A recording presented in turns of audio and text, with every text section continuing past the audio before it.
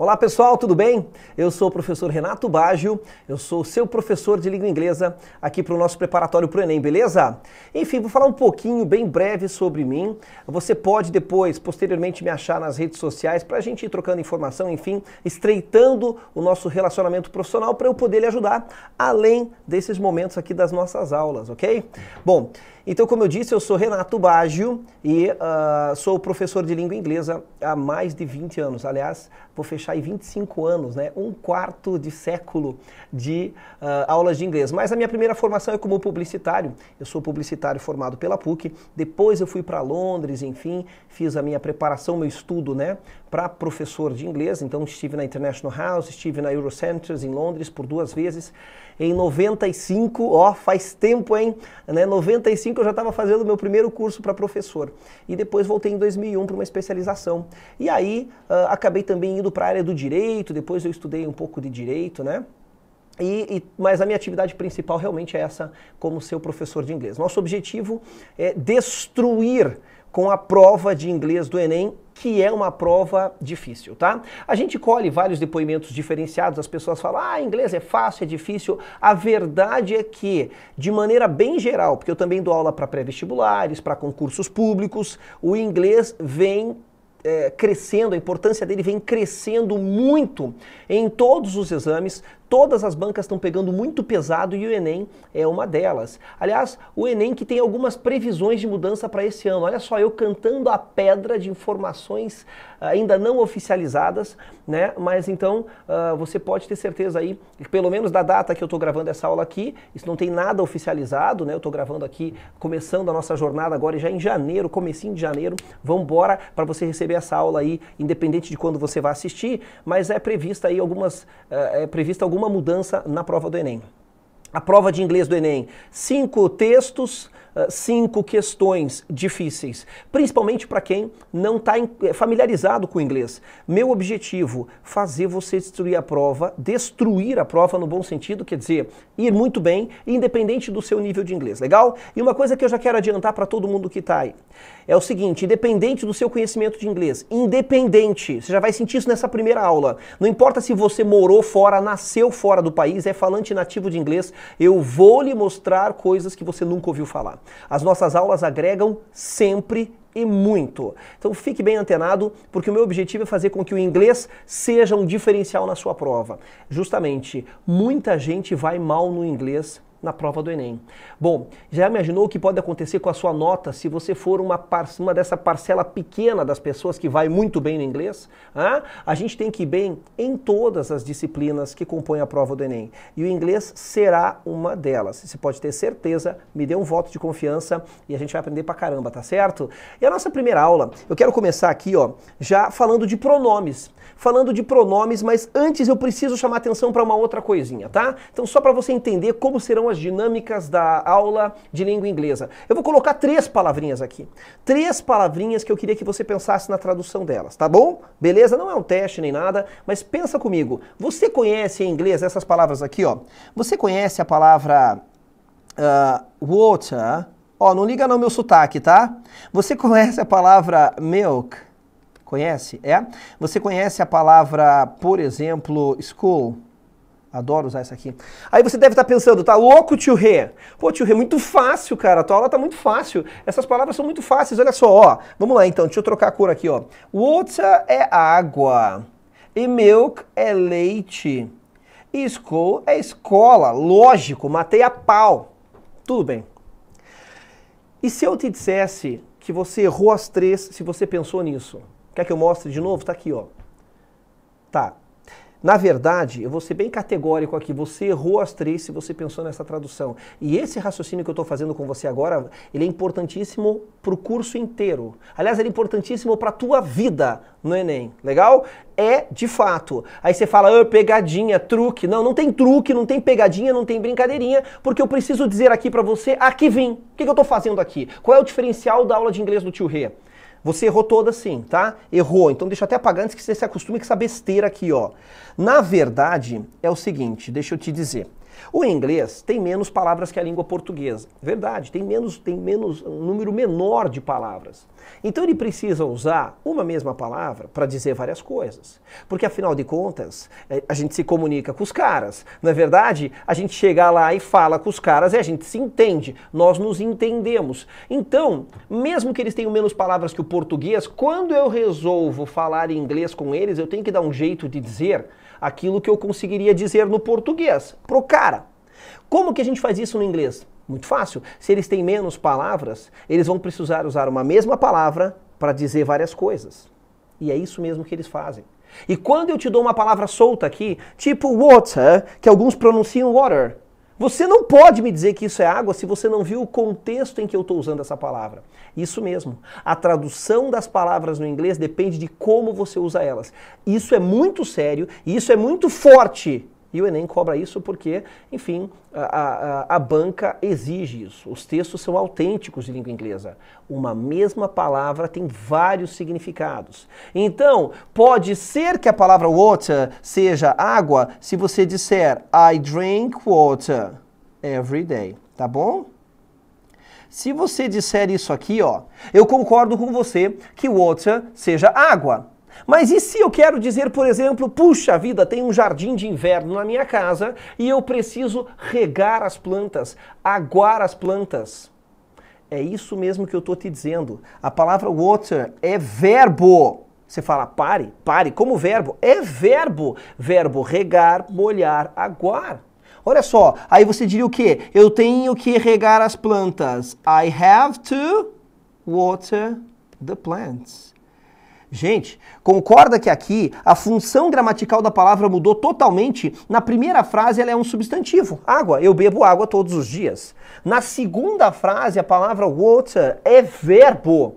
E a mesma coisa acontece com milk. Olha aqui, pare tio Rê, milk é verbo, maluco, é verbo. Como assim?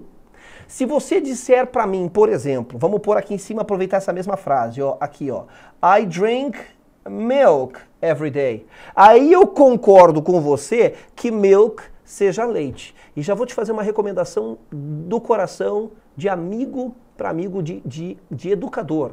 Pare de tomar leite. Dá uma fuçada na internet, tanto em vídeos quanto em outros buscadores, e veja o que é que tem dentro do leite que você compra no mercado. Quer ter saúde? Pare de tomar leite. Bom, quem é amigo avisa? Dei o recado, agora vamos voltar aqui. Nesta frase, I drink milk every day, eu bebo leite todos os dias, eu concordo com você que se for essa frase aqui, a palavra milk dentro dessa frase realmente é leite. Mas como é que eu digo em português? Em português, tirar leite da vaca. Você deve estar pensando, tio Rê, tá bobo? Tirar leite da vaca, você já está falando português. Mas eu quero saber o verbo que indica tudo isso numa palavra só no português. Como é que é o verbo no português que indica tirar leite da vaca? É o verbo, ó, sempre tem alguém que sabe ordenhar, tem sempre um caipira assistindo, brincadeira, tá? Mas o que acontece? É isso, o verbo ordenhar, opa, trem difícil de falar. Se o verbo ordenhar já é difícil no português, imagina no inglês, que pedreira, cara. Que nada, tá ali. Milk é verbo ordenhar. Se você mora lá na fazenda e você acorda de manhã e fala, ô diacho, tenho que ordenhar a vaca todo dia. Você diz assim, ó, eu tenho que, I have to, milk the cow. Você tem noção do que eu estou fazendo com o teu inglês hoje? Você tem noção que eu estou te mostrando e ampliando potencialmente a sua capacidade de deduzir vocabulário no texto da prova? Você vai estar lendo o texto, pintou uma palavra que você achava que sabia. Aí você olha ali no contexto da frase e você fala, mas essa parada não faz sentido. Claro que não faz sentido você traduzir, eu tenho que leite a vaca. Tá louco? Mas agora, de posse desse novo conhecimento, você vai fazer o seguinte, você vai falar, não, peraí, então já saquei qual é. Se eu olhar para um texto da prova e pintar uma palavra que não faz sentido com a tradução que eu conheço, vou relaxar, respirar e vou vislumbrar outro significado a partir do contexto da frase. Porque agora eu já sei, agora você já sabe que uma mesma palavra tem vários significados. E nesta frase aqui, milk é verbo e a tradução é eu tenho que ordenhar a vaca. Sensacional, não é verdade? E nesse sentido, eu trago aqui uma para vocês que já derrubou muita gente em prova, que é a palavra school. Aí você fala, pá, school é escola. É, mas numa prova, uma vez, caiu a expressão school of fish. Ah, tio Rê, uma escola de peixe, claro. E aí, maluco, vai ensinar o que pro peixe? A memória do peixe dura 4 segundos. A cada 4 segundos o peixe esquece todo o passado dele. A única coisa boa disso é que peixe não sofre de problema emocional, né? Ele não fica guardando rancor. Que comentário ridículo. Tudo bem, mas a questão é, não pode ser escola de peixe porque peixe não aprende nada. Ah, tio Rê, eu fui pra Disney e lá na Disney a Shamu aprende os truques, os golfinhos também. A Shamu é uma baleia orca e baleia e golfinho não é peixe, baleia é mamífero. Ah, agora vai dar aula de biologia. Não, calma, só tô comentando. Então o que acontece? Cara, não pode ser escola de peixe. Aí uma vez um aluno me falou assim, ó, não, já sei, é escola de pesca. Opa, essa é uma boa possibilidade, mas tá errado. Bom, se não é escola de pesca, não é escola de peixe, então school não é escola. Ah, por essa você não esperava, né? School não é só a palavra escola. E dentro do texto da prova que isso aqui caiu, sabe o que significa school? Olha só, vou revolucionar a tua cabeça. É só para te mostrar que esse raciocínio não é só essas 3 palavras, tá? Vale para tudo no inglês. School, naquele texto, daquele ano, daquela prova, era traduzido por cardume. É a palavra coletivo de peixes. Cardume de peixes, cara. É isso. Pegou a manha?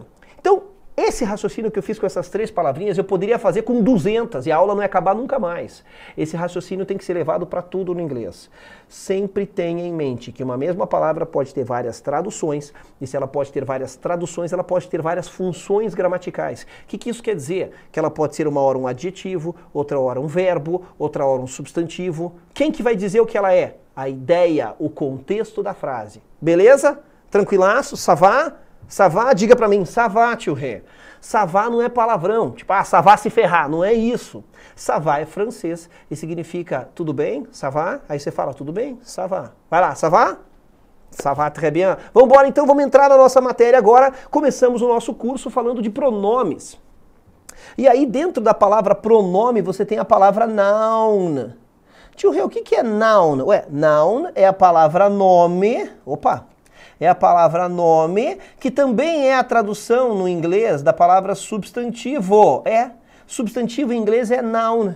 Então o que é pronoun? Pronome. Tá, mas o que é nome de alguém? Gente, nome é um substantivo. O nome é um substantivo. E o que é um pronome? Então vamos entender esse aqui. Porque a gente tem uma mania de achar que gramática é uma coisa muito chata. Então deixa eu também tirar isso da sua cabeça. Gramática é fácil. Basta você olhar para ela com um pouco mais de raciocínio do que com decoreba. Não queira decorar o nome das coisas, queira criar relações no seu cérebro para entender. O que é um pronome? É aquilo que substitui o nome. Você pode dizer, não, o tio Rê me dá aula de inglês, o tio Rê também é formado em publicidade, o tio Rê estudou direito, não terminou o curso, o tio Rê, em vez de ficar falando do tio Rê, você fala ele. Ele é o pronome que substitui o meu nome. Em vez de ficar falando a Maria, você fala ela. Em vez de ficar falando o Pedro, você fala ele. Em vez de falar o Pedro e a Maria, você fala eles. Pronome é aquilo que substitui o nome. Bem legal, já tô te dando um conceito, ó. Tá aqui a palavrinha conceito, tá? Só não vou escrever aqui, porque também já tem um slide, já tem todo o material. Tudo que tem slide aqui tem material por escrito em PDF para você que eu já deixo separadinho. Pronome é aquilo que substitui o nome. E eles caem demais nos textos. E não só caem nos textos, né? Eu chego a dizer que não há texto em inglês que não tenha um pronome. Não há.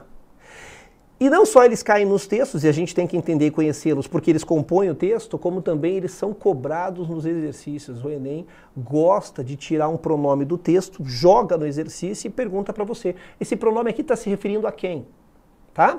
Agora vamos lá, quais são os tipos de pronomes que a gente tem? Você vai ver, em muitas aulas nossas aqui, você vai ver o quê? Você vai ver eu falar assim de vários tipos de pronome. Então para de deixar coisa difícil na sua cabeça. O que é pronome? É uma palavra que substitui outra. O que é ele? É a palavra que substitui o Renato, por exemplo. O que é ela? É a palavra que substitui a Carol, por exemplo. Só que existem vários tipos de pronomes, tá? Vamos pôr alguns aqui para você ter a ideia. Por exemplo, existem pronomes pessoais. Existem pronomes pessoais, que são os personal pronouns, que a gente vai ver hoje. Existem os pronomes possessivos. Verdade. Existem os pronomes relativos. Existem os pronomes indefinidos.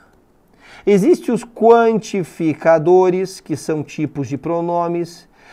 Etc. Tá? Vamos embora. Ó, cara, muitas e muitas vezes neste curso eu vou falar, olha, a gente vai falar de um tipo de pronome, tá? Então para de tirar o peso da palavra, pronome, o que é pronome? Cara, pronome é um monte de coisas. Mas basicamente, essa é uma dica muito quente que eu posso te dar. São palavras que substituem outras, para eu não ficar repetindo. Concorda que numa conversa ou num texto seria um saco ficar falando o Renato, o Renato, o Renato. Você fala ele, pronto. Né? Essa é a função dessas palavras. Bom, agora olha como tudo é muito lógico. Pronome substitui o nome, ou substitui alguma coisa citada no texto. Os pronomes, eles podem ser chamados de pronomes pessoais. Pronomes pessoais. Personal pronouns. Peraí, o que é um pronome pessoal? É um pronome que substitui a ideia de uma pessoa. É um pronome que fala de pessoas, mas isso é uma primeira ideia mais ampla para você já ir se familiarizando. Dá uma olhada aqui, ó. Há dois tipos de pronomes pessoais. Os subjective pronouns, também chamados de subject pronouns, e os objective pronouns, também chamados de object pronouns. Olha só. Object pronouns. Peraí, olha para o nome dos caras. Nessa nossa primeira aula, nós vamos falar somente desse primeiro tipo. Pronomes sujeito. O pronome sujeito fala do sujeito. Só que, primeira coisa, para de achar que sujeito é sempre uma pessoa. Vamos aqui explicar de maneira bem rápida, bem sucinta, mas você vai entender. Para de achar que sujeito de uma frase é sempre uma pessoa. Porque a gente está acostumado com a televisão, notícia de jornal policial, o sujeito atacou, o sujeito fugiu. Aí você fala, bom, sujeito é uma pessoa. Não, na gramática, sujeito pode ser uma pessoa ou uma coisa. Como assim? Quer ver? Se eu tenho a seguinte frase, o menino quebrou a janela. Sujeito é aquele ou aquilo que faz a ação do verbo. O verbo é quebrou. O menino quebrou a janela. Quem quebrou? O menino. Então tá, o menino é sujeito. É sujeito. Porque ele fez a ação do verbo. Tá, muito fácil. Agora vamos trocar a frase. Vamos pegar uma outra frase para você ver que nem sempre o sujeito de uma frase é uma pessoa. Quando eu digo a bola machucou a menina. Quando eu digo a bola machucou a menina, quem machucou? Foi a bola. A bola fez a ação de machucar. Então o sujeito da frase é a bola. Ah, mas a bola é uma coisa. Não importa. É uma coisa, mas é sujeito da frase. Ficou claro isso? Para de achar que sujeito, então, é sempre uma pessoa. Sujeito pode anotar aí do lado, é aquele ou aquilo. Aquela ou aquilo que fez a ação do verbo. Legal? E tá aqui, ó. Os pronomes sujeitos, eles vão fazer isso. Eles vão funcionar como sujeito da frase, ou seja, são aqueles que fazem a ação do verbo. Portanto, eles são usados antes do verbo, e isso aqui é muito importante. O sujeito, normalmente, ele vem antes do verbo, tá certo? Então, olha que importante. Ficou muito claro, não ficou? O sujeito não é quem faz a ação do verbo? Se o nome do pronome é pronome sujeito, em vez de eu dizer, por exemplo, o menino quebrou a janela, e o sujeito é o menino, eu troco esse o menino por ele. Pronto, tá aí um pronome sujeito. É um pronome que substitui o nome de alguém, por exemplo, o menino, né, que é substantivo, e indica quem fez a ação do verbo. E você já está acostumado com esses caras. Quer saber quem são os subject ou subjective pronouns? São esses caras aqui, ó. Tá vendo? Ó, usei outro nome para você se acostumar já, tá? Tem dois nomes mesmo. Tanto faz assim ou assim, não importa isso, tá bom? Então vamos lá, olha só. Esses são os caras que a gente passou a vida inteira vendo, e aí você fala, ah, mas tá aí, eu já sei. Eles equivalem ao eu, tu, ele, nós, vós, eles, não é isso? Na verdade, não. Porque nessa tabelinha aqui, ó, não tem tu. Aí você fala, ah, é mesmo, o tu não existe no inglês. Para tudo! Existe tu sim, que tá aqui, ó. É essa palavrinha, isso aqui representa o tu. o die, o the, que na verdade passaram a ser usados, representa em inglês arcaico, então foi caindo em desuso, e hoje em dia só é usado em contextos do alto clero da religião, só, tá? Do alto escalão da religião, tá? Agora, quando você fala então que não tem tu, tem sim, tudo bem? Tá? Mas vamos lá. Vamos ver a tradução de cada um deles e ver se vocês lembram? Ó, esse aqui é eu, esse é você. Tem outro igual a ele aqui embaixo, você já vai ver por quê, tá? O he é ele, o she é ela, e o it, muitas pessoas traduzem ele por isto, este, esta. Mentira! Errado! Isto, este, esta é pronome demonstrativo, porque você usa para demonstrar alguma coisa. Este livro, esta cadeira. Parou! Tem umas coisas que me deixam um pouco nervoso, né? Que as pessoas ensinam errado em inglês. Vamos lá. O it não tem tradução. Ele pode ser qualquer coisa no texto. Ele é um dos pronomes mais versáteis que tem. Portanto, ele é um dos que mais aparece no texto. Cuidado com esse carinha. O it não tem tradução de nada. Não tem tradução. Vai por mim. Depois eu te mostro o que ele faz no texto. O we realmente é nós. E esse you aqui ele repetiu porque o primeiro representa singular. E esse segundo aqui representa o plural. Então é como se esse primeiro fosse você e esse primeiro fosse vocês. Aí você fala, tá, mas é igual. É sim. Eu só sei do you no inglês se ele está falando do singular ou do plural, dependendo do contexto, da ideia da frase. Tá bom? Então aqui, ó, aí você fala, então precisa repetir? Ah, ele repete porque os três últimos são pronomes no plural, ó. Nós, vocês, eles ou elas. Tá bom? Aí você fala, eu já sabia disso, que aula fácil. Será que você sabia mesmo? Será que você sabe tudo? Então tá bom. Vamos me dizer agora para que é usado cada um. Você fala, o I é usado para eu, pessoa, primeira pessoa do singular. Tá bom. O you é você, beleza. O he é ele, usado para pessoa, masculino, singular. Não é assim que a gente aprende? A gente aprende assim, ó. O he significa pessoa, masculino, singular, não é verdade? Daí a gente vai aprender o quê? E o she? Ah, o she significa ela. Usado para pessoa, vamos deixar anotado aqui, ó. O she é usado para pessoa, feminino, singular. Não é assim que a gente aprende? Pois é, mas já está errado. Já está errado. Sim, o he é ele, mas não é usado só para pessoa, masculino, singular. O he é um pronome singular, aliás, já vamos deixar marcado isso. O he, she, it realmente são pronomes que estão sempre no singular. Mas o he não é só usado para pessoa. He pode ser usado para animal, macho, conhecido, no singular. Vamos anotar? O he é usado para animal, olha o que eu estou te dizendo. O he é usado para animal, macho, singular, porque ele é sempre um pronome no singular, conhecido. O que isso quer dizer? Que se você tem um animal macho, seu na sua casa, conhecido, um gato, um cachorro, uma calopsita macho, um cágado, um camaleão, tem gente que tem lagarto, né, um camaleão, enfim, eu, por exemplo, tenho uma jiboia, né, só que é fêmea, então não vale ainda o exemplo, né, tem gente que acha esquisito, tem uma jiboia mesmo, que é uma cobra, né, uma boa constrictor, né. Então o que acontece? Se você tem um animal, concorda que ele não é um animal qualquer? É o seu animalzinho de estimação. Você deu um nome para ele. Dar um nome para o seu animal é dar uma característica de gente. Porque mesmo que o seu cachorro conheça outro cachorro, ele não vai chamar o outro cachorro pelo seu nome, né? O nome que você deu. Quando você faz isso, então, você torna esse animal conhecido, aí você pode tratar o seu animal de estimação por he, ou quando é um animal conhecido por todo mundo. Sei lá, um animal que fez um filme, por exemplo, aqui no Brasil tinha uma novela que utilizava um boi bem famoso, que era uma novela de rodeio, e o nome desse boi era o Boi Bandido. Quando eles falavam, então, quem que é aquele que eu vou montar ali, né? O cowboy lá, o cara do rodeio falava, qual que é aquele ali? Aí o outro falava, ó, aquele é o bandido. Ele é o bandido. Para dizer se ele é o bandido, o nome do boi era bandido. Você dizia he. Então, sim, o he pode ser usado para animal conhecido. O Boi Bandido era tão famoso, mas tão famoso, que ele fez parte de uma novela. E ele ganhava 50 mil reais para fazer a novela. Mas não era por mês, não. Era por episódio que ele aparecesse, velho. Tá bom? Ou tá ruim pra você fazer uma pontinha numa novela e cada vez que a tua cara aparece, 50 mil reais na conta? É, bicho.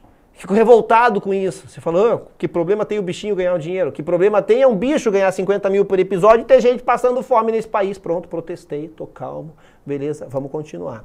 Agora, olha só. Se o he pode fazer isso, o she também pode.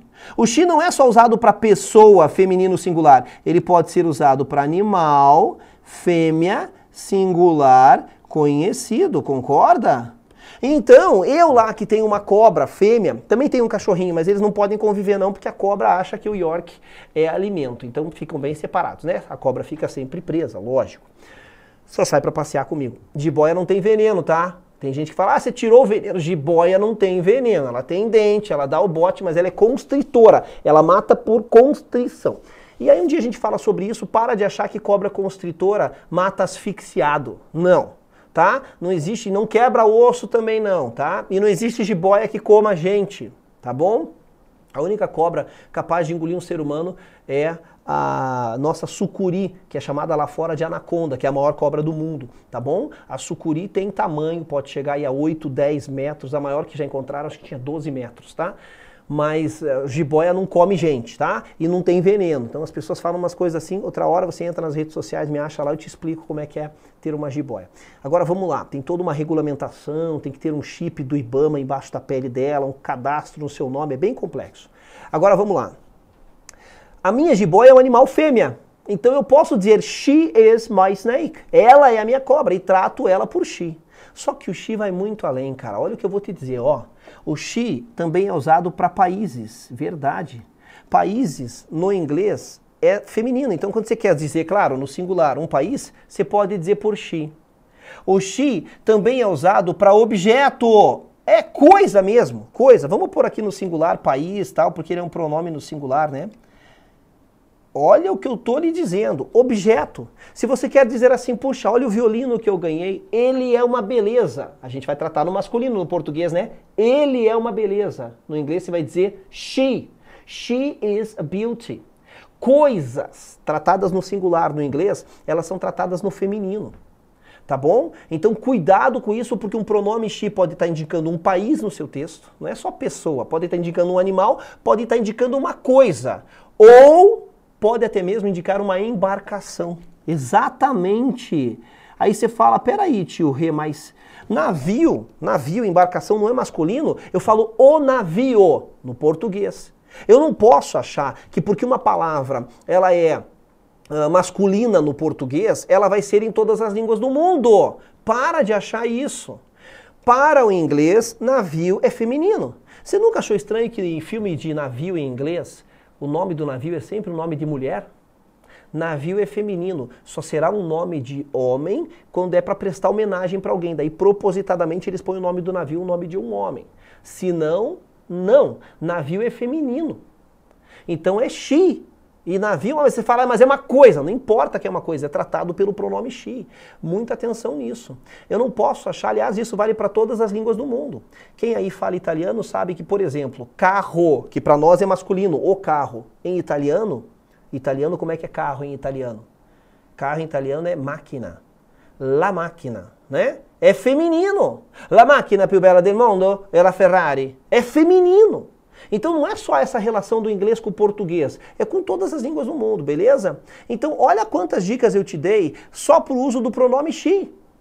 São 5 usos. Além de ser pessoa feminino, pode indicar um animal, um país, um objeto ou uma embarcação dentro do seu texto, tá bom? E por fim, vamos falar do pronome it, que não tem tradução, mas a gente aprende assim na escola. Ah, ele indica coisa ou animal. Bom, aí depende. A gente já viu que animal, se ele for conhecido, ele pode usar os outros pronomes, aí vai depender se é macho ou fêmea, e a gente viu que o próprio she pode indicar um objeto.